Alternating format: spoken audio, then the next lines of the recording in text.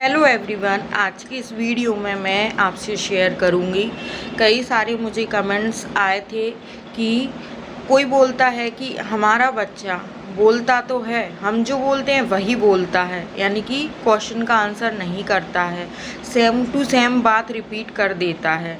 जैसे मैंने बोला आपका नाम क्या है, तो वो बोलने लगेगा आपका नाम क्या है। मैं बोलूँगी इधर बैठो, तो वो भी बोलेगा इधर बैठो।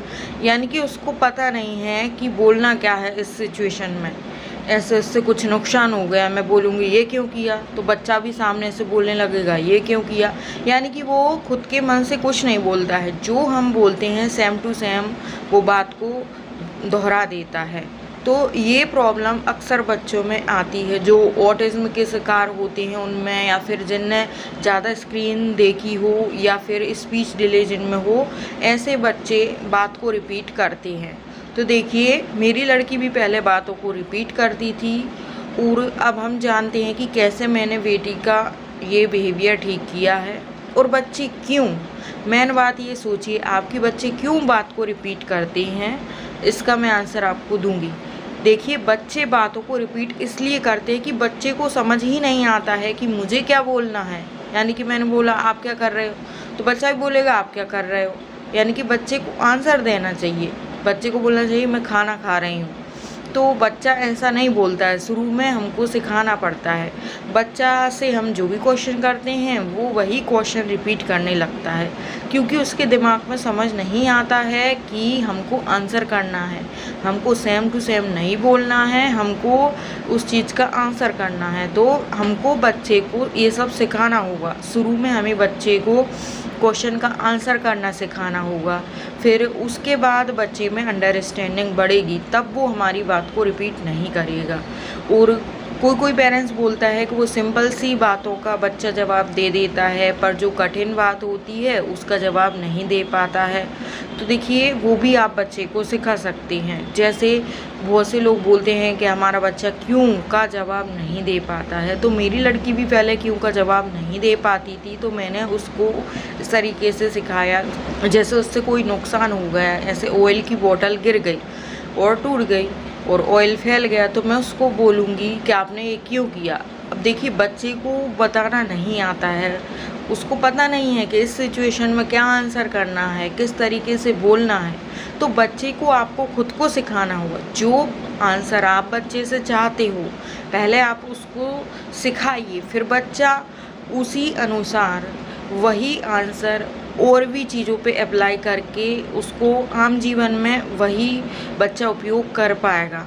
यानी कि जैसे मैं आपको बताती हूँ, बच्चे से बोतल टूट गई, गिर गई, तो आप बच्चे को बोलिए ऐसा क्यों किया। अब बच्चे को आंसर नहीं आता, वो चुप रहेगा, या तो वो ऐसा बोलेगा क्यों किया, ऐसा क्यों किया, या तो वो वही दोहराएगा, या फिर चुपचाप रहेगा।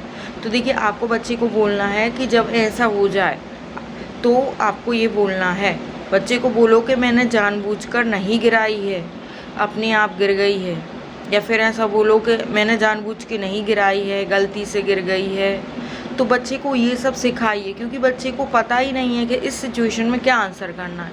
अगर आप बच्चे को ये सिखा देंगे तो बाहर बच्चा कहीं जाएगा, जैसे उससे किसी का खिलौना टूट गया, तो वो बोल तो पाएगा कि मैंने जानबूझ के नहीं किया है, ये गलती से हो गया। बच्चा बोल तो पाएगा उस सिचुएशन पे, यानी कि जब नुकसान होता है उस सिचुएशन पे क्या आंसर देना है। तो बच्चे को सिखाना होगा। झलक पहले नहीं बताती थी नाम खुद का, मैं पूछती थी आपका नाम क्या है, पापा क्या कर रहा है, तो वो क्वेश्चन ही रिपीट कर देती थी, पापा क्या कर रहा है, आपका नाम क्या है, आपका नाम क्या है। तो मैंने उसको सिखाया कि क्वेश्चन का आंसर इस तरीके से करना है।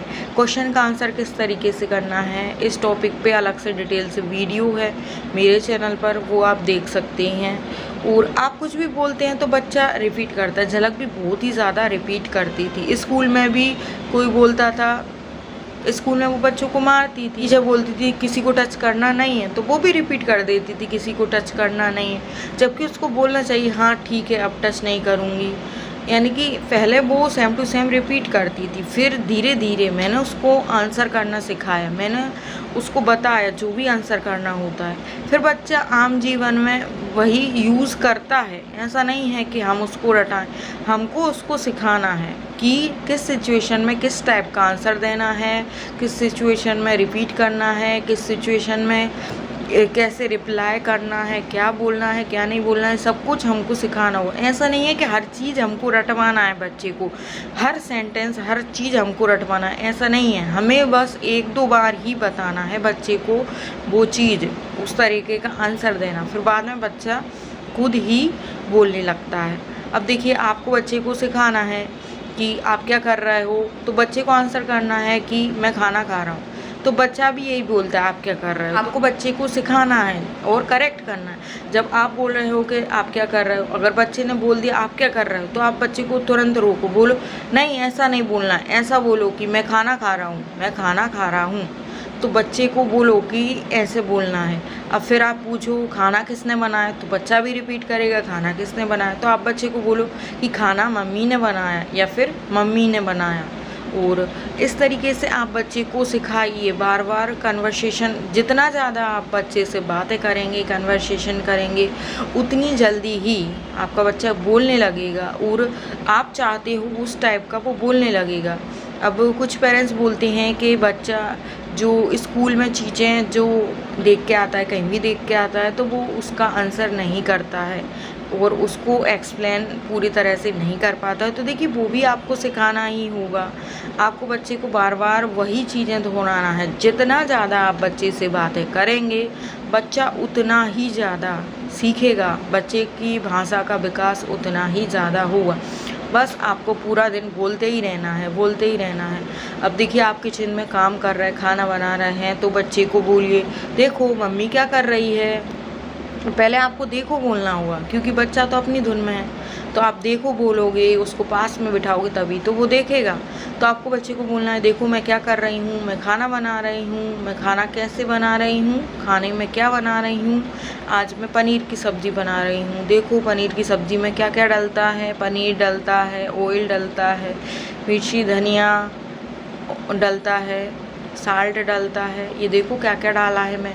तो बच्चे को साथ में बिठाइए, देखिए उसको पता भी चलेगा कि ऐसे मम्मी करती है तो इसको खाना बनाना बोलते हैं, इसको सब्जी बोलते हैं, इसको साल्ट बोलते हैं, इसको चिली बोलते हैं। बच्चे को पता तो तभी चलेगा ना जब आप उसको दिखाएंगे, क्योंकि वो तो पहले से स्क्रीन में डूबा था या फिर उसको कोई ज्ञान नहीं था ना, आप उसको सिखाते थे। तो उसको कैसे आएगा, उसको तभी आएगा जब आप उसको बताएंगे।